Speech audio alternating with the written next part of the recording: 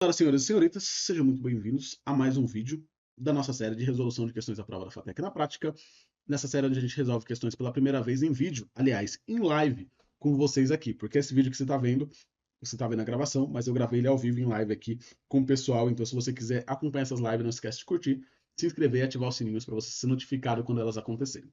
Beleza? A gente já resolveu 12 questões, acertamos 9, erramos 3, estamos com 75% de taxa de acerto.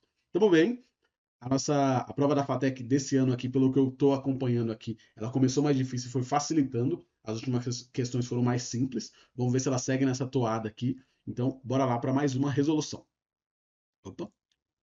Essa plataforma que eu estou usando aqui é a plataforma da FATEC pra gente. Se você ainda não conhece, é só em go.fatecpragente.com.br plataforma. Esse aqui, go.fatecpragente.com.br plataforma. E você vai ter acesso a essa plataforma totalmente gratuita para você fazer seus simulados. Beleza? Beleza. Bora lá para nossa questão 12, não. 12 já foi. 13. Questão 13. Questão de inglês, hein? Vou gastar meu inglês aqui ao vivo com vocês para a gente resolver essa questão junto. Questão de inglês, eu sei que é um tópico que assusta muita gente, tá? Então é uma questão que geralmente eu demoro mais tempo resolvendo para vocês, para deixar algumas dicas para vocês, porque quando eu fiz FATEC eu era o inimigo número 1 de inglês. Aí depois que eu fui para a faculdade eu percebi que precisava aprender, e aí tive contato com pessoas que sabiam inglês, fui me familiarizando com a língua. Hoje eu acho divertido, é legal você conseguir ver conteúdo em vários idiomas, mas eu sei que muitas vezes quando a gente está nesse momento da FATEC, a gente não tem o inglês no nosso dia a dia, o inglês na escola foi fraco, então essas questões eu vou mais devagar. Beleza? Vamos lá. Apesar, eu vou ir traduzindo aqui para vocês. Leia o texto para responder as questões 13 e 14. A América Latina em 2024. Apesar do crescimento médico, o risco político. Então, apesar do crescimento medíocre, o risco político está diminuindo e as cautions, eu não lembro o que, que é. Parece que é tipo, a cautela está otimista. Parece que é. Essa é a primeira fase que eu tirei. Apesar do crescimento medíocre, o risco político está diminuindo e o texto está falando que tem um crescimento cautelosamente otimista. Beleza. São Paulo, apesar dos desafios na macroeconomia e geopolítica, no cenário geopolítico, 2023 não foi um ano ruim para a América Latina. No passar dos 12 meses, eu não lembro o que é essa palavra, uma eu vou colocar como cautelosamente alguma coisa otimista, uma cautela otimista entre os analistas se tornou é, crescentemente, ficou mais comum. Beleza. Crescimento econômico em 2023 é esperado para terminar em 2,2%. Alguma coisa um pouco melhor que os 1,7% inicialmente projetado, mas ainda assim abaixo do crescimento global médio de 3,2%. A maioria dos analistas experts, a maioria, a maioria das análises esperam crescimento. Expect growth to decline slightly to. A maioria das análises espera que esse crescimento de 2,2 decaia para próximo de 1,2, 1,9 esse ano. Muito pouco para. Too little, muito pouco para superar o descontentamento público que vem se prevalecendo em toda a América Latina nos anos recentes. Nossa, muito difícil esse negócio de ler e traduzir em tempo real. Porque em inglês, a forma como eles escrevem é muito diferente da forma como a gente escreve em português. Então eles falam uma coisa no começo que vai ser usada lá no fim. Então fica despite mediocre growth.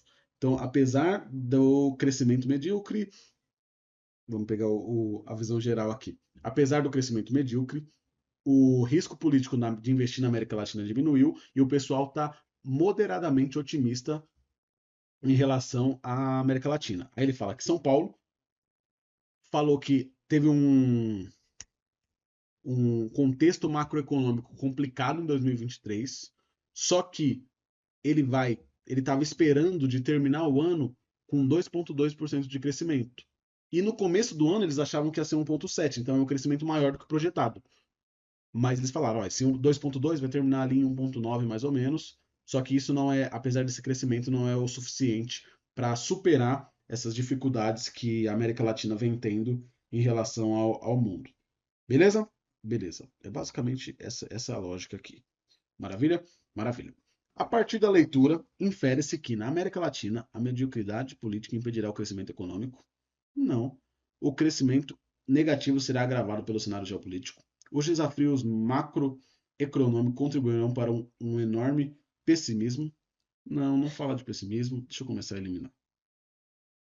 Não fala de pessimismo. Fala de um pequeno otimismo. Há um certo otimismo diante do crescimento econômico melhor do que o esperado. Tá, essa pode ser. Há uma onda bastante otimista indicando um crescimento econômico acima da média mundial. Não, ele fala que ele ficou abaixo da média mundial. Abaixo da média mundial, below the global average of 3,2. Então ele ficou abaixo da média mundial. Então essa aqui também não é.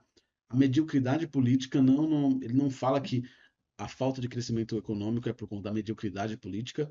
Ele fala que o cenário. Ele fala aqui no começo. O risco político está declinando, está diminuindo. Então, não é a mediocridade da política que impedirá. Há um certo otimismo diante do crescimento melhor do que esperado. O crescimento negativo será agravado pelo cenário geopolítico. Não, o crescimento não é negativo.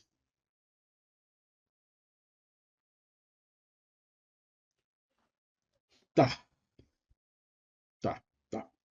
Me parece que há um certo otimismo diante do crescimento econômico melhor do que o esperado, que de fato foi melhor do que o esperado, que era 1,7, foi 2,2.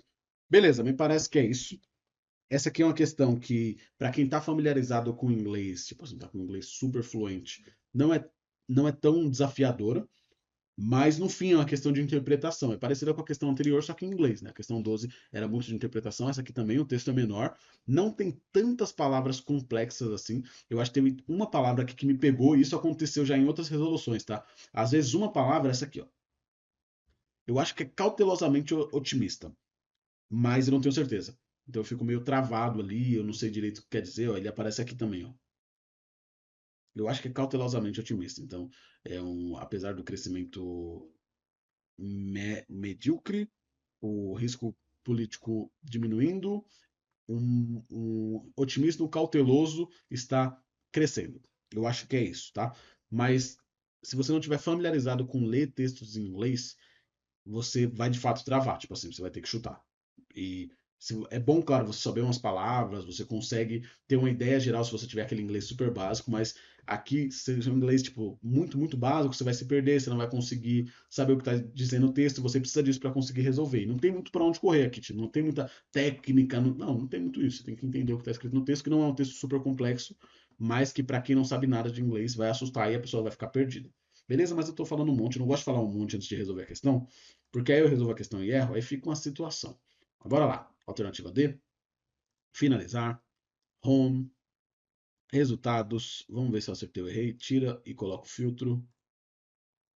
Ué, 13. É isso, né? Eu errei? Não, eu acertei, são 10 acertos. Eu pensei que já tava 10. Aqui tava 9, são 10 acertos. Aqui, ó, inglês, DD correta. Nossa, eu buguei muito. Eu jurava que aqui já tava 13. Eu falei, ué, eu resolvi a 13, já tá na 13, mas não, é 12. Então a gente acertou. E de fato, é uma questão que não é tão complexa. E aqui eu usei a mesma coisa que eu uso sempre, ó. Eu risco o motivo de eu estar eliminando a questão. Quando eu elimino, eu coloco x, e eu vou eliminando até que fica só uma ou duas, e aí eu volto no texto e vou revisando. Então é uma questão de interpretação. Não é um inglês super avançado, mas também não é um inglês que você vai conseguir estudar na véspera da prova. Você precisa incorporar o inglês no seu dia a dia. E aí, não é só para FATEC, tá? É para a vida. Você entra na faculdade para ter um diferencial profissional. Se você não tiver inglês, você vai ter a faculdade, mas não vai ter o inglês que é o diferencial básico. Então, precisa incorporar o inglês no seu dia a dia. Como é que eu começo? Não tenho dinheiro para curso, tal. Cara, como é que eu comecei do absoluto zero odiando inglês? Duolingo. Duolingo todo dia. Até o dia da prova, pega todo dia 20 minutinhos de Duolingo, resolve questões assim, joga esses textos, vai vendo a tradução, vai incorporando o inglês no seu dia a dia. Não tem muito jeito certo e errado. Claro que vão ter jeitos mais eficientes e menos eficientes, só que eu não sou especialista nisso. O que eu posso falar para vocês é: incorpora o inglês no seu dia a dia, se acostuma a ver coisas em inglês, se força a ver Duolingo, vai fazendo questões de inglês na FATEC, porque aí as coisas vão começando a ficar mais claras para vocês, vai começando a conhecer as palavras, é igual ao português. E aí você vai conseguir ter mais familiaridade com as palavras e aí vai conseguir resolver as questões mais fáceis. Beleza? Beleza. Então por esse vídeo é isso. Não esquece de curtir, se inscrever e compartilhar o vídeo para você, para um colega seu que está estudando para a FATEC. E para você que está comigo na live, a gente vai seguir aqui resolvendo mais algumas questões, beleza?